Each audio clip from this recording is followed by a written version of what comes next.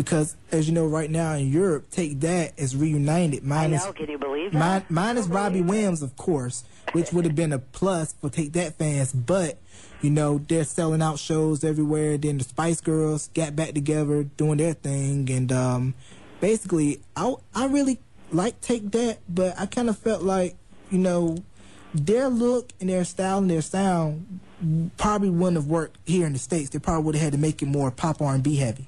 Right. Well, they were just starting to come to the States, and we were just starting to go over there. And I'll never forget, we were in our hotel, and we were getting ready to go to do the MTV in London, and the announcement came that they had broken up, and the boys just freaked out. They didn't want anyone to ask them about Take That, and they wouldn't. I could not calm them down.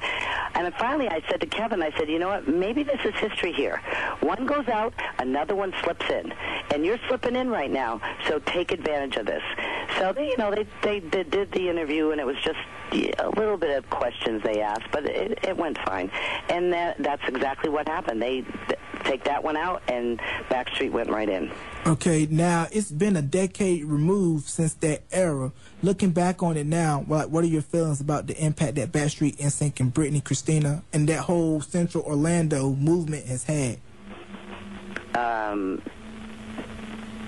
Well, I think if Perlman had done it right, and honestly, it could have been a wonderful thing, you know, where Orlando could have been the best place for a lot of musical artists. I think, you know, he did a lot of damage to the industry by the things that he had done. It could have been, I thought, you know, another New York, another L.A., but I don't think it's there. Yeah, definitely, because I've read things that, you know, Lou Pearlman was doing stuff with money, and of course the Backstreet Nsync situation. Yeah. He's in a lot of trouble. You know, I mean, it was hard for me as a manager because, you know, I had to tell the boys that he was ripping them off, and I you know, here I am, his partner, and, you know, if I had kept my mouth shut, I probably would have, you know, there wouldn't have been the problems, and there probably wouldn't have been a breakup. But I had to tell him. I told the parents, I told him, the boys, and they just weren't believing me. The one person that believed me was Lance. And Lance was the one that convinced all the boys in NSYNC to look at this whole situation, and they finally went to the Supreme Court, and they fought Lou, and they won. And bet they did, and then, of course, came No Strings Attached after that. That's right. All right, now, you going through all of that, basically, in basically one word, describe the music industry in one word, and clean. In one word, clean. Yeah. Exciting. Exciting. Okay. Yeah. Why exciting? Because there was so much of it that, you know, I mean, I was a virgin at it when I started Backstreet. I really wasn't sure about what I was doing, but I knew I believed in something, and I needed to go after it, and I needed to make it successful. So I did everything, and I listened. I opened my ears. I mean, you know, a lot of times people say you can't tell her what to do, but I turned around and started listening, and by listening, I knew what direction to take them and come up with different ideas and how to break them, and everything that was done worked. Everything. It just kind of flowed. It was a great path, and had to knock down a lot of trees, but, you know, NSYNC followed behind that, Britney followed behind that, and it just, you know, the pop scene just blew up. Right, and so it was an exciting time. And do you think that America is ready for another kind of pop wave? Because we're already kind of seeing ramifications. Girls, honey, there's always going to be a pop. You know, that's what it is.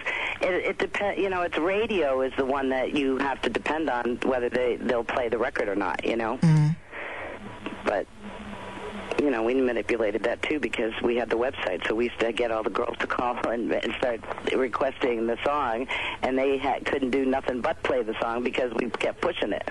Right, definitely, because we're now seeing like a little swelling of the whole pop movement right now with the Jonas Brothers, Miley Cyrus from Hannah Montana's doing their thing. Of course, you know, Maurice group, Heartbeat Boys, they're doing the underground buzz, but they definitely are coming. So we definitely kind of have that pop wave second, third generation who were probably little kids or babies when Nsync and Backstreet Boys were doing it. It's like each generation wants their own. That's right.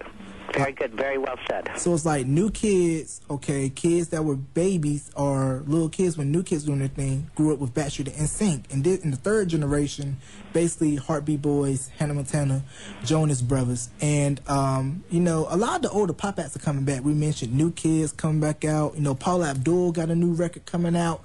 It seems like a lot of artists from that first pop explosion are kind of, you know, making a comeback. So what are your feelings about that? Kids, I think it would just be wonderful if a mother could take her daughter to a show like that and share that with them. You know, to show them that their mom was screaming for that group and their daughter is screaming for this group. I mean, how much fun could parents have with something like that? And to me, that's what pop is.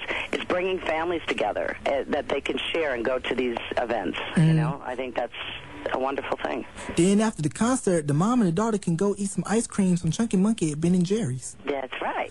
All right, now and talk about how they used to scream and put posters up on their walls. I love Joey. I love Jordan. I love Justin. I love Brian. Yes. Every little girl has a crush on some singer somewhere. Probably reading those magazines like, Justin's favorite color is blue. My favorite color is blue. Maybe we're destined to be together. Jordan, I love you, Jordan! Banging on the walls, and it's just crazy. God. At my wedding, these three girls climbed up, drain pipe, and got into Donnie's room and Jordan's room, and were hiding underneath the covers. Wow. Yeah. Yeah, when I interviewed Danny, he was telling me some of the lengths these girls would go. and I'm just like, wow. We were in Germany, and these girls had hidden in the bus in a closet, and we went like 300 or 400 miles. And my ex-husband, I guess he saw something, and he went out and started to feel for something on the floor, and he grabbed a foot. And he found these three girls hidden in the closet. And I guess when they saw the guys, they didn't do nothing but one of three options: scream, cry, faint, or pass out. Well, that was four, or all the above.